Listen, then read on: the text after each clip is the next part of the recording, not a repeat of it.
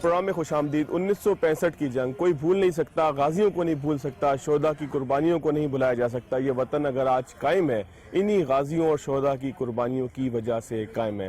ہمارے ساتھ جنگ 65 کے غازی موجود ہیں، ان سے تعارف بھی حاصل کریں گے اور کس طریقے سے جنگ کے موقع پر ان کو کیا حکم ملا کہ مادر وطن کا دفاع کیسے کرنا ہے، اور کس طریقے سے کمپنی سے لے کر ایک عام فوجی تک اس کا جذبہ کیا تھا، اس کی قربانی کیا تھی، اور کیسے جنگ 65 ہوتی رہی، کیسے دشمن کو ہم نے پاکستان سے نکالا اور پسپا کیا اور بھارت میں بھی بہت دور تک دھکیل دیا۔ بہت شکریہ جناب آپ کا، میری بڑی خوش نصیبی ہے کہ آپ میرے ساتھ موجود ہیں۔ پورا پاکستان آپ کو دیکھ سکتا ہے، آپ کی وہ تمام قربانیاں، لازوال قربانیاں تا حیات تا ابد پاکستان کے عوام کے لیے دنیا کے سامنے قائم رہیں گی۔ کیا معاملہ تھا 1965 میں جب جنگ کا حکم آپ کو ملا، تو کس طریقے سے فوجیوں کی ڈپلائمنٹ ہوئی، کس طریقے سے جنگ شروع ہوئی اور کس طریقے سے اختتام ہوا؟ 1965 کی جو جنگ تھی یہ اچانک پاکستان پر مسلط کی گئی 6 ستمبر 1965 کو، اور پاکستان فوج اس جنگ کے لیے تیار نہیں تھی۔ وہ نہیں توقع کر رہے تھے کہ ہندوستان جو ہے انٹرنیشنل باؤنڈری کو کراس کرے گا، کیونکہ اس وقت سے پہلے جو جنگ ہو رہی تھی وہ کشمیر میں ہو رہی تھی۔ تو 5 سپٹمبر کو پاکستان آرمی کی ہائی کمانڈ کو یہ محسوس ہوا کہ دشمن کی جو حرکات ہیں وہ ڈاؤٹ فل ہیں، تو انہوں نے 10 ڈویژن لاہور ڈویژن کو حکم دیا کہ وہ اپنی ڈیفینسو پوزیشن پہ چلے جائیں۔ تو 5 سپٹمبر کو بعد دوپہر 16 پنجاب، جس کا میں ایک رکن ہوں، حکم ملا کہ آپ 4 انفنٹری کمپنیز میں سے 3 جو ہے وہ دفاع میں لگا دیں، اور چوتھی کمپنی کے ساتھ بما ایک ٹینک سکواڈن کے بریگیڈ کا ریزرو کا کام کریں گے۔ یہ بریگیڈ ریزرو جو تھا یہ وہ بریگیڈ تھا جو کہ امرتسر لاہور ایکسس پہ دفاع لیے ہوئے تھا۔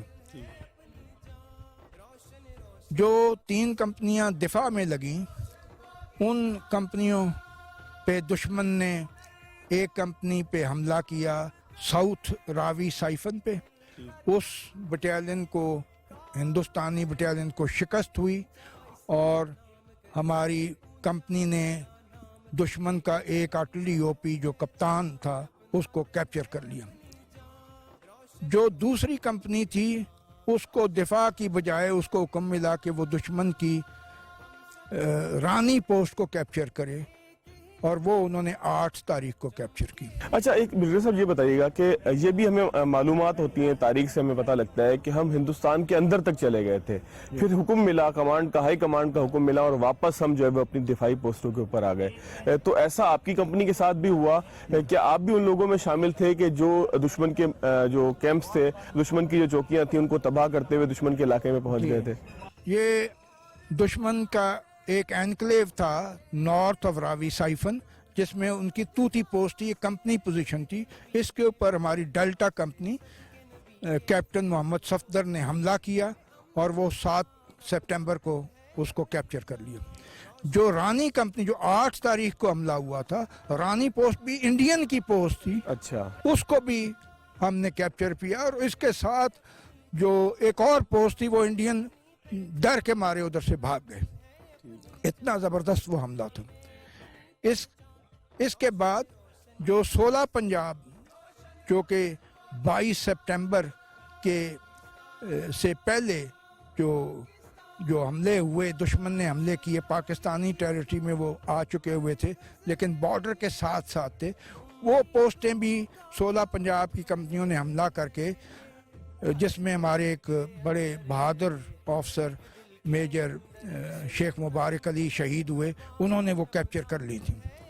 اور اسی طریقے سے ایک چارلی کمپنی تھی جس کے سامنے 3 پوسٹیں تھیں جو اینیمی نے پاکستان کے اندر کیپچر کی ہوئی تھیں، وہ بھی میجر ظفر احمد ظفر نے وہ کیپچر کر کے دشمن کو بارڈر کے پار بھگا دیا۔ اچھا بریگیڈیئر صاحب، جو ہمارے سپاہی تھے، ہمارے جوان تھے، ہماری آفیسر جو تھے، ان کا جذبہ کیسا تھا؟ کیونکہ ایک دم جنگ مسلط کی گئی، ہم تو دفاع کے لیے نکلے تھے اپنے، تو ہمارے فوجیوں کا، ہمارے جوانوں کا، ہمارے آفیسرز کا جذبہ کیسا تھا؟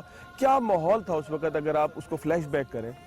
میں ایک اگزامپل آپ کو دیتا ہوں کیپٹن صغیر شہید کی۔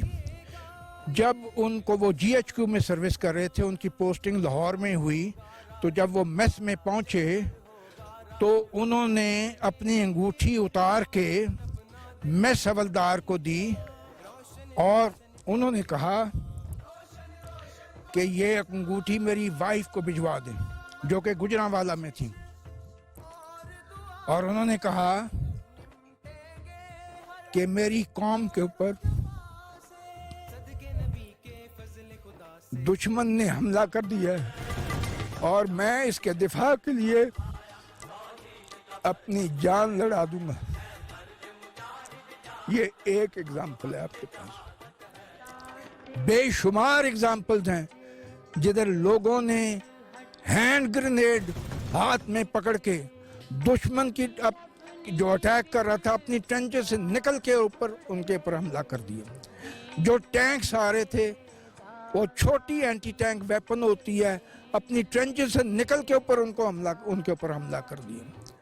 اس سے زیادہ اور بہادری کیا ہو سکتی ہے، جس میں پھر وہ شہید ہو گئے۔ اچھا بریگیڈیئر صاحب، ایک انڈین آرمی کے پروفیشنلزم کے اوپر بات ہوتی ہے کہ وہ پروفیشنل لوگ نہیں ہیں، اب جنگ ہو یا پھر چاہے وہ کوئی جہاز لے کر حملہ کریں، پھر چاہے وہ اپنے ایک فوجی کو یہاں پر چھوڑ جائیں، اپنے ایک پائلٹ کو یہاں پر چھوڑ جائیں، ان کا جہاز گر جائے، ان کے پروفیشنلزم کے اوپر ہمیشہ بات ہوتی ہے۔ ساتھ ہی یہ بات بھی ہوتی ہے کہ پاکستان آرمی چاہے تعداد میں کم ہو، ہتھیار کم ہو، ہندوستان کے مقابلے میں بجٹ کم ہو، لیکن ان کا جذبہ جو ہے وہ زیادہ ہوتا ہے، اور جذبوں نے ہی شکست دی 1965 کے اندر۔ انڈین آرمی کا پروفیشنلزم آپ نے کیسا دیکھا؟ کیا وہاں اس وقت بھی جو ہے وہ انڈین آرمی اسی طریقے کی جو ہے وہ اگر غیر پارلیمانی لفظ کہوں تو للو پنجو طریقے سے جنگ کر رہی تھی؟ انڈین آرمی ایک بزدل آرمی ہے، اور اس کی مثال 16 پنجاب کی 2 کمپنیوں کا ایک پورے ڈویژن کو ہولڈ کیے رکھنا 16 دن کے لیے، اس کی ویوڈ ایگزامپل ہے یہ۔ اس میں 50 پیرا بریگیڈ کو انہوں نے نیست و نابود کر دیا ان 2 کمپنیوں نے، جس کے میں 3 بٹالینز ہوتی ہیں، اور اس بریگیڈ کمانڈر نے جی او سی کا حکم ماننے سے انکار کر دیا، پھر اس کو ہٹا دیا گیا، بغاوت ہو گئی، اور پھر دوسرا بریگیڈ لایا گیا 58 بریگیڈ، جس نے 16 پنجاب کے اوپر حملہ کیا۔ 17 میجر اور مائنر اٹیک 16 پنجاب کی 2 کمپنیوں کے اوپر ایک پورا ڈویژن کرتا رہا، لیکن وہ اس بٹالین کو ہٹا نہیں سکا۔ اچھا، آپ جس کمپنی کو لیڈ کر رہے تھے، آپ جس بٹالین کو یا جس بھی فارمیشن کو آپ لیڈ کر رہے تھے، آپ کے ارد گرد شہداء کی تعداد کتنی تھی، اور جو زخمی تھے ان کا اپنا جذبہ کیسا تھا؟ ہماری یونٹ کے 106 جوان شہید ہوئے تھے، جس میں 3 آفسرز اور 3 جے سی او جونیئر کمیشنڈ آفسرز تھے۔ ہماری وونڈڈ جو تھے وہ 90 تھے، اور 70 جو تھے وہ قیدی بنائے گئے تھے، جس میں زیادہ زخمی لوگ تھے۔ ان میں سی او بھی تھا، اور اس میں بیٹری کمانڈر بھی 16 پنجاب کا تھا۔ لیکن انہوں نے جب سی او کو ٹروپس نے کہا کہ ہم آپ کو اٹھا کے لے جاتے ہیں، تو انہوں نے کہا نہیں، آپ کی جان میرے لیے بڑی عزیز ہے۔ تو ٹروپس نے ان کے گرد گھیرا ڈال دیا، جو سب زخمی ہو گئے، اور زخمی ہی وہ قیدی بن گئے، لیکن انہوں نے سی او کو نہیں چھوڑا، اور سی او نے ٹروپس کو خطرے میں نہیں ڈالا۔ اس سے زیادہ کیا بہادری ہو سکتی ہے؟ اچھا بریگیڈیئر صاحب، مادر وطن کی حفاظت کے لیے، اس کی خاطر جان لڑانے کے لیے آپ سے بہتر مثال پورے پاکستان میں شاید ہی کوئی ملے۔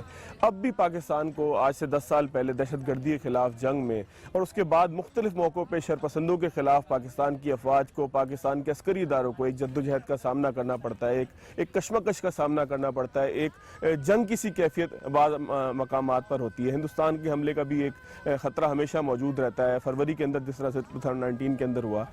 کیا میسیج دیں گے اپنے جوانوں کو، کیا میسیج دیں گے ان لوگوں کو کہ جو آپ لوگوں کی وجہ سے سکون سے اپنے گھروں میں سوتے ہیں، یعنی کہ ہم پاکستانی عوام کی اگر بات کریں؟ میں صرف یہی ایک میسج دینا چاہتا ہوں کہ پوری قوم متحد ہو جائے. اگر آپ متحد ہوں گے تو دنیا کی کوئی طاقت آپ کو زیر نظر نہیں کر سکتی. آپ یاد رکھیں کہ فوج جو ہے وہ پاکستان کے عوام کے ساتھ ہے. اگر عوام پاکستان کی فوج کے ساتھ نہیں ہے تو فوج کچھ نہیں ہے, اور اگر فوج ہے تو وہ صرف اس لیے ہے کہ پاکستان کے عوام اس کے ساتھ ہیں. چلے جناب, بہت شکریہ. ناظرین, یہاں پر ایک چھوٹا سا بریک لیں گے. جب بریک کے بعد آئیں گے تو مزید کچھ لوگوں سے بات کریں گے 1965 سے لے کے 1971 تک اور 1971 سے لے کے دہشت گردی کے خلاف جنگ تک تمام ہی چیزوں کا تذکرہ کریں گے.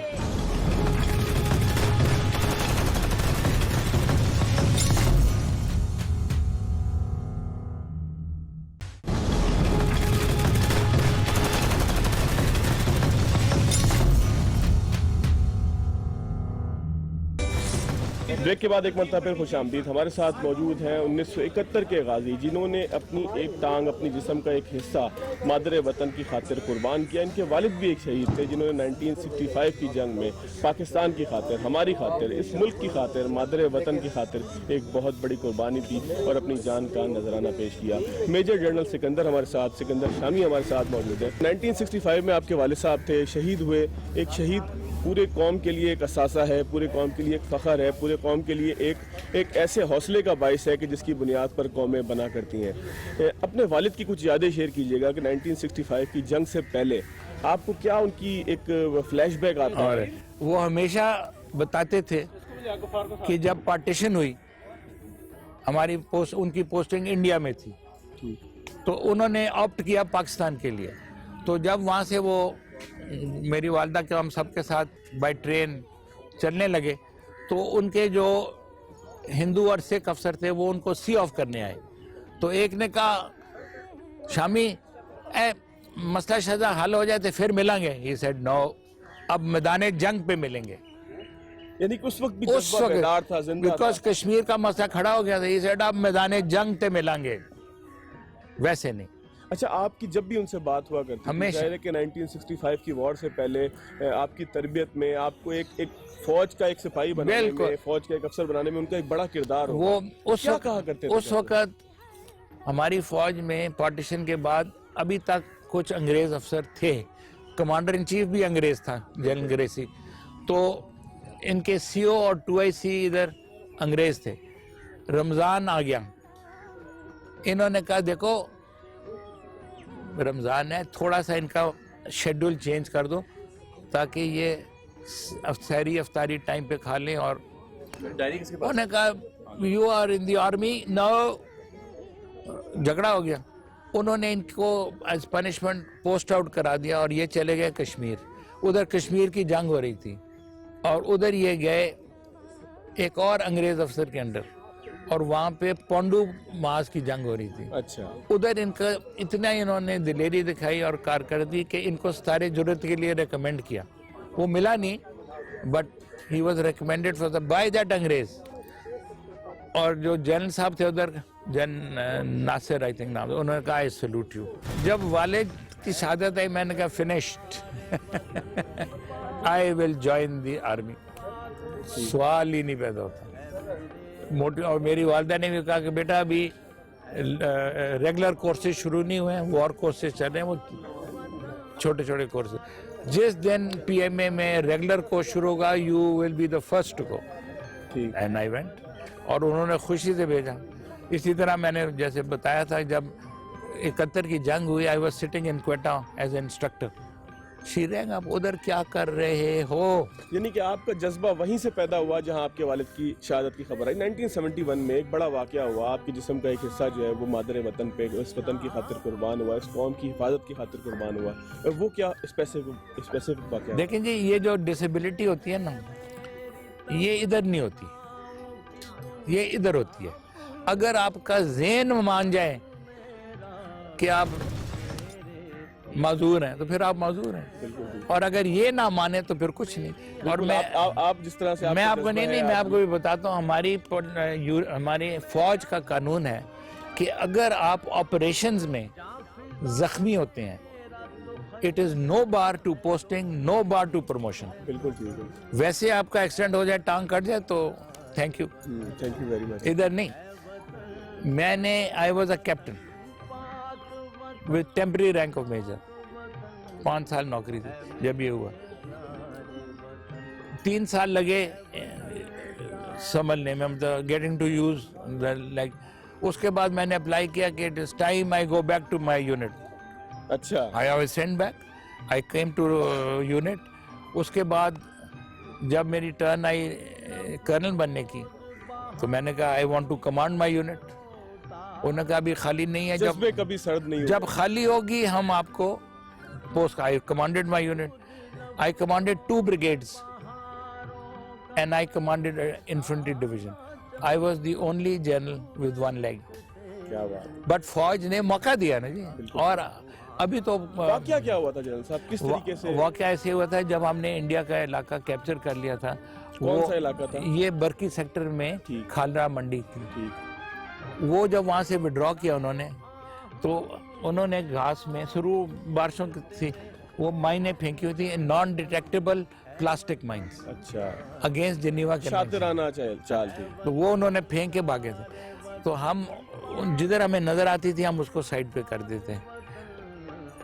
कुछ जब बारिश होती थी माइंस हिल जाती थी।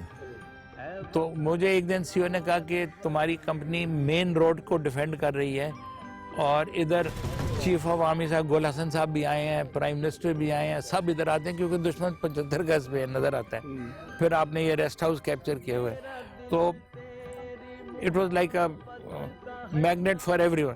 तो उन्होंने कहा जी आपको एक मैं प्लटून और देता हूँ, जो 7 वाली कंपनी है उसकी एक प्लटून आपको। तो हम उस प्लटून को हैंडिंग टेकिंग कर रहे थे, वो कंपनी कमांडर था, मैं था, हमने तो उधर एक माइन हिल गया था। I stepped on it. एक हवलदार था मेरे पीछे, वो भी जख्मी हुआ, मैं भी हुआ, तो जख्मी हो गए। सो कि आप एक बड़ा सवाल, एक आपको यंग अफसरों के लिए नहीं, she will like it, this is for young officers. My wife married me after my mine blast, so there is hope for you if you get one. General साहब एक आखिरी चीज जरूर बताइएगा, आज भी पाकिस्तान को बहुत सारे खतरात का सामना है, आज भी पाकिस्तान के ऊपर बहुत सारे दुश्मनों की नजरें हैं। कब नहीं था, हमेशा रहा है। और अभी भी है। क्या पैगाम देंगे जवानों को, क्या पैगाम देंगे अपनी कौम को, किस तरीके से आपका साथ दें? आपसे मेरी मुराद है कि पूरी पाकिस्तान की। देखिए जी, हमारे पास जो कुछ है वो पाकिस्तान ने दिया है। Let us not fool ourselves. आप देख रहे हैं इंडिया में मुस्लिम्स का क्या हाल है। बिल्कुल ठीक। जो कुछ हमें है कायदे आज़म ने पाकिस्तान दिला के हमें दिया है। इस कौम का शुक्र करें, इस कौम की खिदमत करें और इस कौम से मोहब्बत करें। बिल्कुल ठीक है, बहुत शुक्रिया। जनरल शामी साहब हमारे साथ मौजूद है। पाकिस्तान है तो हम हैं। इसी बात के साथ एक ब्रेक लेंगे, ब्रेक के बाद आगे की तरफ चलेंगे।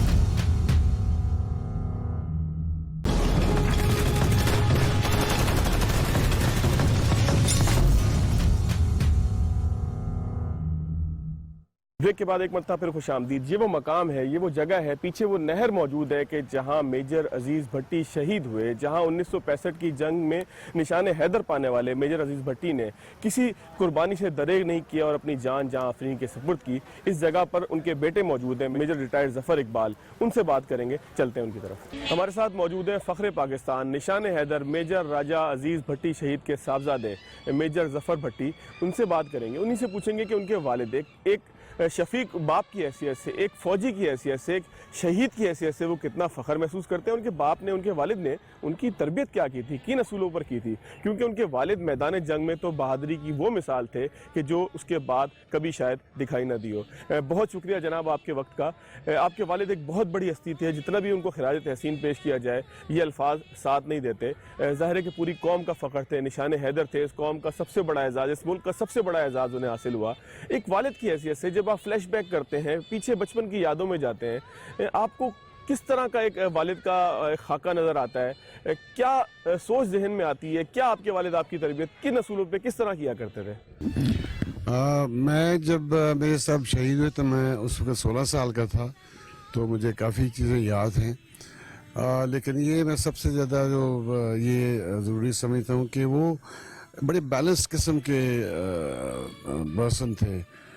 काम जब करना तो फिर पूरी फुल तनदेही के साथ, और बच्चों को टाइम देना उनकी, हमने कभी ट्यूशन नहीं ली, इन्हीं के यही में हेल्प आउट कर देते थे जब हमें कोई मसला होता था। स्पोर्ट्स में हमारा खुद भी बड़े शौक से स्पोर्ट्स खेलते थे, हमें भी साथ स्विमिंग हमें सब बच्चों को सिखाई, टेनिस, स्क्वाश, और जिस चीज़ में हम जाना चाहते थे, हॉर्स राइडिंग, तो उसमें हमारे साथ हमेशा वो हमें इनकरेज करते थे। आपके वालिद बहादुरी की एक बहुत बड़ी मिसाल थे, और हमने देखा कि जंग 65 के जो वाक़यात भी हमने अपनी दरसी कुतुब में देखे, हमने यही देखा, जो चीज़ भी हमें मालूम हुई मेजर राजा अजीज़ भट्टी शहीद के हवाले से, वो यही थी कि वो बहादुरी की एक मिसाल थे। वो चाहते तो वो पीछे भी रह सकते थे, वो चाहते तो पिछले सफ़ों में भी खड़े हो सकते थे, लेकिन उन्होंने अगली सफ़ में खड़े होकर दुश्मन का मुकाबला करने में, दुश्मन को रोकने में, दुश्मन को पसपा करने में एक बड़ा किरदार अदा किया। बहादुरी का दर्स क्या बचपन में भी आपको मिलता था आपके घर पे? यही कहते थे कि जो अगर आपने कामयाब होना है और अगर आपने किसी से कुछ काम लेना है तो वो खुद काम करके पहले दिखाओ, लीड बाय द फ्रंट। वो हमेशा कहते थे कि आप अगर आपने कोई काम करना तो आप खुद मिसाल बने, ये नहीं कि ये कर दो और खुद अपने पीछे बैठे हुए हैं। वो कह रहे थे कि नहीं, खुद करो ताकि उसको भी पता लगे कि साबित किया। बिल्कुल, वो अपनी लाइफ में भी उन्होंने यही किया और अपनी डेथ में भी यही मिसाल कायम की कि you have to set examples. अच्छा, जब रिकॉल करें उस वाक़े को कि जब 1965 में 6 सितंबर की जंग के बाद मेजर राजा अजीज़ भट्टी शहीद हो गए, तो ज़ाहिर है कि इत्तला आपके घर पे आई होगी, आपकी वालदा, आपके इर्द गिर्द जो आपके बहन भाई थे, उन सब के लिए एक बहुत बड़ा सदमा होगा, एक बहुत बड़ा खुशी का मौका। तो ज़ाहिर है कि आपके वालिद जो है वो ताहयात जो है वो ज़िंदा रहेंगे। शहीद कभी मरता नहीं है, शहीद जो है वो हमेशा ज़िंदा रहता है, हमारे दिलों में भी ज़िंदा है, इस कौम की किताबों में भी ज़िंदा है। इस कौम की सारी जद्दोजहद जो है, जितनी भी आज़ादी की जद्दोजहद थी, उसके बाद की जद्दोजहद थी, उनमें उसका नाम जो है वो रोशन रहेगा। आपके घर पे जब इत्तला आई, क्या माहौल था? तो मुझे ये खबर उनकी मिली तकरीबन 21 तारीख को, 12 को वो शहीद हुए, लेकिन 21 को मुझे ख़त उनका मिला। मेरे प्रिंसिपल को मेरे दादा ने ख़त लिखा कि मैं आपको लिख रहा हूँ क्योंकि आप खुद जाके उसको आराम से समझाएं कि ये हो गया है, और उनको बताएं कि बहुत ही बहादुरी से लड़े थे और शहीद हो गए, और आप फिक्र ना करें, बच्चे सब ठीक ठाक हैं, आपकी मदर ठीक है, वो हमारे पास ही हैं इस वक्त। क्योंकि उस वक्त निशान हैदर अनाउंस नहीं हुआ था, तो नेचुरली एक अपसेटिंग सी चीज़ होती है यंग आदमी के लिए। लेकिन ये मुझे उन्हें जब ये ख़त दिखाया तो मुझे बड़ी तसल्ली हुई कि जी बहादुरी से लड़े हैं, और मैंने दोस्तों को भी दिखाया, मैंने कहा जिससे मेरे फादर शहीद हुए हैं। और नेचुरली अब मुझे नेक्स्ट डे मेरे वो जो हेडमास्टर थे उन्हें कहा कि आप स्कूल ना जाएं, आप इधर ही बोर्डिंग में रहें और रिलैक्स करें। मैंने कहा नहीं, मैं अकेला यहाँ, अभी सारे बच्चे चले जाते हैं जब स्कूल, तो मैं अकेला क्या करूँगा, मैंने भी साथ ही। तो जब सुबह हुई तो जब हम स्कूल गए तो उस वक्त अखबार में मैंने पढ़ा निशान हैदर रात को कहीं रेडियो पे भी अनाउंस हुआ था, लेकिन सुबह अखबार में, और पूरी फुल पिक्चर्स उनकी, और सिर्फ उन्हीं का जो अखबार देखी उसी के अंदर ताकि मेजर अजीज भट्टी को निशान है। तो बड़ी एक स्कूल के अंदर भी बच्चों ने फिर जी पूछा उस होगा वक्त जी, एक तो पहले वो सारे बच्चे जो पहले अफसोस कर रहे थे कि वेरी सॉरी टू हेयर, जैसा कि करते हैं दोस्त वगैरह, तो फिर नेक्स्ट डे वो कंग्रेचुलेशन दे रहे हैं कि जी बड़ा, इतना बड़ा आपको। तो बड़ी मिक्स सी अजीब सी फीलिंग थी, लेकिन उससे इतनी ज़्यादा मेरा हौसला बुलंद हुआ, और एक मोराल बंदे का, एक तरफ वालिद की जुदाई का सदमा, एक तरफ उनकी शहादत, और उनकी जो पूरी एक जदोजहद थी उसका एक एजाज, पाकिस्तान का सबसे बड़ा एजाज। क्या मोटिवेशन ज्यादा था कि फौज में जाना है, अपने वालिद के नक्शे कदम पे उस चलना है? वक्त देखिए, उस वक्त तो फादर का ही था, एंड बाकी लोग भी कह रहे थे, लेकिन मैं ये खुद भी नेचुरली मैंने कहा मतलब मुझे भी जाना है उधर, मतलब मैं भी कोई मुल्क के लिए कुछ कर सकूं जैसे भी है। तो फिर मैं आर्मी ज्वाइन कर ली मैंने। मैं उस वक्त तकरीबन कोई 18 साल का था जब मैं ज्वाइन की थी आर्मी। अच्छा, एक आखिरी चीज़ मुझे बिल्कुल बताइएगा, मुझे प्रोग्राम की क्लोजिंग करनी है। आपके वालिद का जज्बा, आपकी पूरी फैमिली ने जिस तरीके से आपके वालिद के बाद सारा वक्त गुजारा होगा, वो बहरहाल एक मशले राह है उन लोगों के लिए कि जो मुल्क की खातिर अपनी जान कुर्बान करते हैं, और पूरी कौम के लिए कि वो ये देखे कि उनके लिए, उनकी हिफाजत के लिए बहुत से ऐसे लोग मौजूद हैं कि जो इस मुल्क की हिफाजत के लिए, उनको सुकून देने के लिए, उनकी सरहदों की हिफाजत के लिए मुस्तैद होते हैं, तैयार होते हैं, बेदार होते हैं। कौम को क्या मैसेज देंगे आप एक शहीद के जो है वो बेटे की हैसियत से, एक शहीद के वारिस की हैसियत से? मैं तो ये कहूँगा कि ये जितनी हमने कुर्बानियाँ दी हैं पार्टीशन से लेकर, बहुत लोग हमारे शहीद हुए क्योंकि वहाँ से जब हिजरत की, यहाँ लोगों ने बहुत बेतहाशा लोगों ने कुर्बानियाँ दी, अपने सारा माल जायदाद ज़िंदगियाँ छोड़ के वहाँ आ गए। इसी तरह जो हमारे ये जंगों में भी हमारे साथ ये जो होते रहे हैं, यंग लोग भी शहीद होते रहे हैं। आप अभी भी देखें पिछले दिनों में भी कितनी शहादतें होती हैं। तो इसको भूलना नहीं चाहिए, इसको देखें कि ये लोग भी हैं जो कि हमारी हिफाजत के लिए वो अपनी ज़िंदगी सबसे बड़ी कुर्बानी दे देते हैं। ज़िंदगी से ज़्यादा तो होती नहीं है, बगैर परवाह किए कि मेरा क्या होगा, मेरी मदर का क्या होगा, मेरे बच्चों का क्या होगा। यंग लड़के वो जाते हैं और ऐसे धड़ल्ले से जाते हैं, और यही जज्बा इसी बात से कि ये एग्जाम्पल्स हमारे लिए होती है। चलें, बहुत शुक्रिया मेजर साहब आपके वक्त का। नाज़रीन, यहाँ पर स्पेशल प्रोग्राम 6 सितंबर का जो खसूसी प्रोग्राम था उससे आपसे इजाज़त चाहेंगे इसी बात के साथ कि इस मुल्क की हिफाजत हम सब ने मिलकर करनी है। जिन लोगों ने इस मुल्क की खातिर अपनी जान दी, जिन लोगों ने इस मुल्क की खातिर इतनी बड़ी कुर्बानी दी कि अपनी जान आफरी के सुपुर्द कर दी, उनकी कुर्बानियों को याद रखना है। उनकी कुर्बानियाँ हमसे यही तकाजा करती हैं कि इस मुल्क की खातिर जब भी मौका लग सके, जहाँ भी मौका लग सके, जितना भी मौका लग सके, हमने इस मुल्क की खिदमत करनी है, फिर चाहे वो जिस भी तरीके से हो। आज के प्रोग्राम से इतना ही, अगले प्रोग्राम तक लिया दीजिए। अल्लाह हाफ़िज़।